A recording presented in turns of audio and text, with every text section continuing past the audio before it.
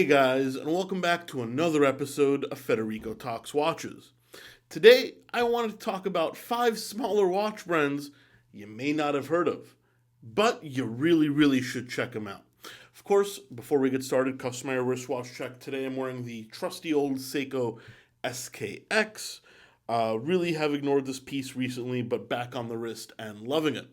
Of course, also quick shout out to DelReyWatch.com, bunch of new watches in stock. Tag Heuer 01 skeleton chronograph, cheapest in the world and almost basically brand new. A vintage 1970 Omega Speedmaster, very tasty. And actually, that one used to be John's watch. And what else? We've got an iCapod, so if you guys know the history behind that, that is the designer of the Apple Watch. And tons of stuff, guys. Everything from Oris Aquis to Box and Paper Submariners. DelReyWatch.com, link in the description below. So yeah, guys, let me start off by saying this is not a sponsored video in any way, shape, or form. I just want to talk about 5 watch brands that I think deserve a little bit more attention that I believe most of you have never heard of. You know, everybody's heard of Rolex, Omega, Breitling. Hell, everybody's even heard of FP Journe or H. Moser. I've certainly talked about them enough.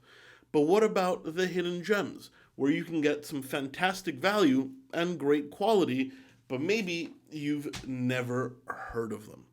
That's what I'm going to talk about today. I've got my list right here, and this is in no particular order. The first one is a brand by the name of Linde Werdelin. Created by 2 Danish business partners. Linde Werdelin specializes in sports watches with these very kind of Genta-esque cases. They use usually Sellita movements, even though some of their higher end ones are made by Sven Anderson. And they have computer attachments to put on top of the watches for skiing, diving. It's actually a very cool concept. While not hot horology, in my opinion, they have some of the best casework in the business, and they're very tough watches. Certainly very high-end finishing, and they feel like a fantastic product, but pre-owned, they're just not that expensive. You can pick them up for, $2,000 to $3,000 for the entry-level models. Not to mention their production is tiny. I'd be surprised if they make 1,000 watches a year. Danish design, Swiss movements, some cool partnerships, as I mentioned, Sven Anderson, and everything from entry-level to super high-end watches. Linde Werdelin, if you like a bold sports watch, is absolutely something you should check out. Next is one of my grail watches, and probably the smallest brand on this list, and that is Atelier Chronometry Barcelona. I'm sorry if I butchered that. A small team out of Barcelona that makes 100% handmade watches. Their movements are also handmade. And when I say handmade, I mean no CNC machines here or there at Atelier Chronometry. They also have done some other interesting things, like put in vintage Omega movements into watches. They'll spruce them up, decorate them, and put them into watches. And their in-house stuff, as I said, is fully in-house. These are smaller, dressier watches, and they've got a huge Art Deco feeling, not to mention the fact that I've also lived in Spain for many years, and I've got that emotional attachment as well. Certainly not inexpensive, certainly not easy to find, and there's a long waiting list. However, I think for the price points they offer a ton of value. Guys, if there's one watch on this list you should check out, one brand, it's Atelier Chronometry Barcelona. Next is another brand that's making some waves and growing, and that is Heybring. Heybring is a husband and wife team, hence the name Heybring squared with the little 2. And, Mr. Heybring, I believe, was a master watchmaker for IWC. He invented the split-second complication on the 7750, and one of their specialties is actually highly modifying the Valjoux 7750 beyond recognition to do things such as split seconds, deadbeat seconds, perpetual calendars, annual calendars. I believe they use other base movements as well. So these are not fully in-house. But when I tell you the level of modification these guys do, it might as well be in-house.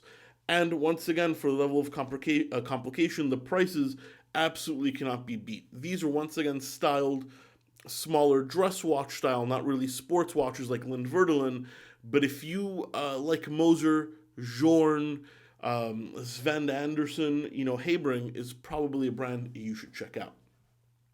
Now we move to Germany, a company I used to work for, Wempe.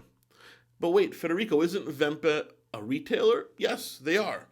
But they also have a long history as a watchmaker and their own chronometer grading facility in Germany. So yes, Wempe make a couple lines of watches, the Wempe Zeitmeister and the Wempe Chronometrie, which, once again, excuse my German pronunciation. They do everything from their entry-level quartz and ETA movements, and they also modify some ETA movements, and they also have a partnership with Nomos where they make in-house exclusive movements, including tourbillons. Small production, once again. They just came out with a very cool ceramic watch, actually, which I think you guys should check out.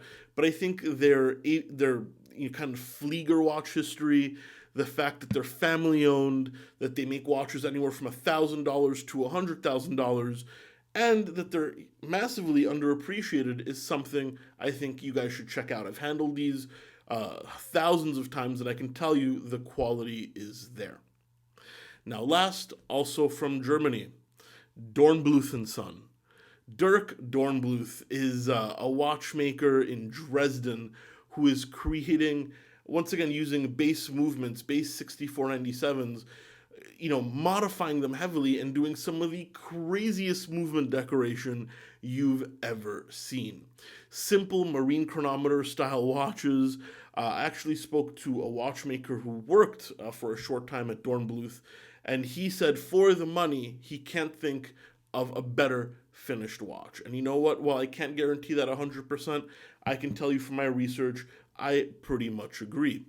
These can be picked up anywhere between $2,000 to $9,000, depending pre-owned or new, and absolutely very beautiful watches. Yes, the dial side, they can be a little cold, a little Germanic, but flip it around and you have some of the most beautiful movements ever. Hand engraved, swan neck, gold screwed chatons, lots of manual wind stuff.